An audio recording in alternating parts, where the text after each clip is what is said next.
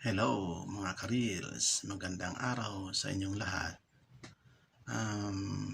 Hanggang ngayon na iisip ko pa rin o lagi ko pa rin tinatanong kung yung bang pag-live ko noon is naging beneficial ba siya sa akin dahil napansin ko nung time na nasubukan kong mag-live maybe 2 months or 3 months ago ay nagbigay nga siya ng medyo maayos-ayos din na views at yung haba din ng mga views. Napansin ko nga rin na yung aking 3 second view ay tumaas din.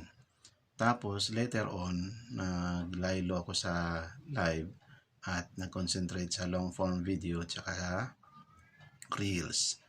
Tapos bang tumatagal hanggang sa umabot na sa punto na dapat sana ay kailangan ko mag-live, pero nung mga time na yon ay parang naisip ko kung mag-live uli ako kasi sa napansin ko pala yung palang na-gain mo na number of minutes doon sa time na ikaw ay nag-live ay kailangan tapatan mo rin siya after 30 or 60 days kasi kung hindi ay mababawasan talaga ang status ng iyong um, 3 second views.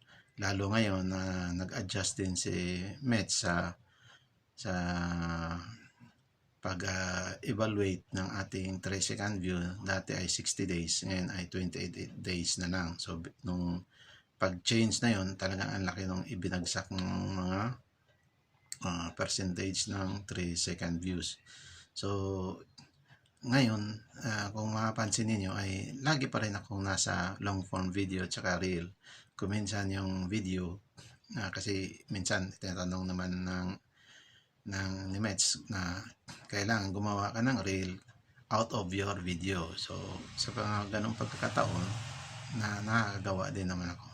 Kaso lang sa ngayon, iniisip ko pa rin kung dapat ba talagang magla-live. Kasi sa mga napapansin ko rin, sa ngayon, sa trending, parang hindi na trending ang live, kung hindi yung mga long form video at yung kung ano din yung nagiging uso din na ngayon ng mga content. So in my case naman, nahirapan ako mag-adjust dahil nga ang paggawa ng mga content na katulad ng sa iba na very entertaining, funny, tsaka educational. Siguro doon sa part ng educational, doon ako nakakapag-share. Pero doon sa very entertaining tsaka yung funny, kasi hindi naman ako magaling gumawa ng mga content na beyond doon sa aking resources. So hanggang kung mapansin nyo nga lang, lagi lang akong nasa cooking kasi pagka nagluluto si Mrs. ay sinasabayan ko na rin ng pagkuha ng video. Tapos pagka naman ang halos daily ko na paggawa ng content is through the mga policies ni Mets. So doon ako kumukuha talaga ng source ng content. Bihirang-bihira ako makagawa ng content na medyo tungkol sa mga plans, sa mga adventures, sa mga outing or mga view na na ma-reach kasi hindi naman ako laging nalabas. Kaya siguro sa ngayon talagang nandun ako sa stage na paano ba to? Parang wala nang nanonood sa akin. Siguro dahil nga laging ganun yung content at akala ko kasi noon is consistency doon sa iyong content. Kaso lang, yun nga lang na hindi siya naging click, hindi siya nagiging available. Kaya wala pa talaga akong so far sa ngayon na video na makakonsider na medyo maganda at lalong wala talaga na matatawag na nag-viral. Kasi so far, ang pinakamataas ko lang na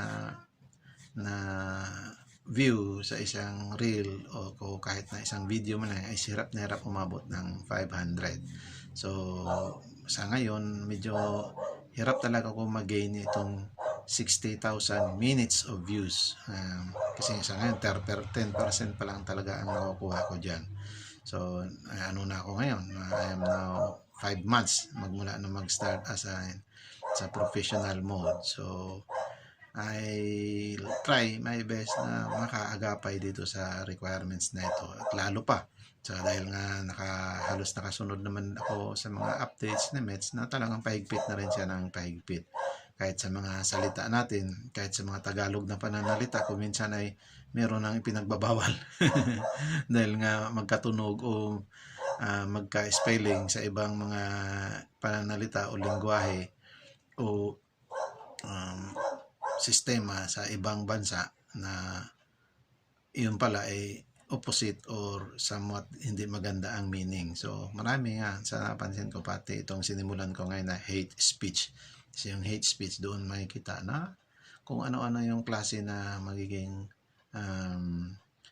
pinanggagalingan nitong mga hate speech at paano nila kontrolin. So napakarami kasi siyempre all over the world ang nag-contribute sa kanilang pag-create ng hate speech na mga policies. So sa ngayon humihingi talaga ako ng support na sana matulungan ako na magkaroon ako ng mataas na views sa bawat reel or content, story, long form. Siguro magla-live na rin din ako, babalikan ko ito para makagain ako ma-reach ko yung para sa requirements ng in-stream ads. Kasi gaya ng sabi nila, most likely ma-invite ka sa ads on reels or iba pang mga na true invites kung maipasa mo na yung 60 minutes views. Sana, I'm hoping na matutulungan ako dito at aking matugunan ang pangailangan ng creator. Sa ngayon naman, consistent pa rin naman na bilang na-categorize as rising creator, yung increased visibility, pero yung aking view ay talagang bagsak. Again, nagpapasalamat ako at nandyan kayo palagi, nakasubaybay at nanonood at nakikinig sa aking mga video. Maraming salamat sa inyong pakikiisa. Maraming salamat. Bye-bye for now. Bye-bye. Mwah.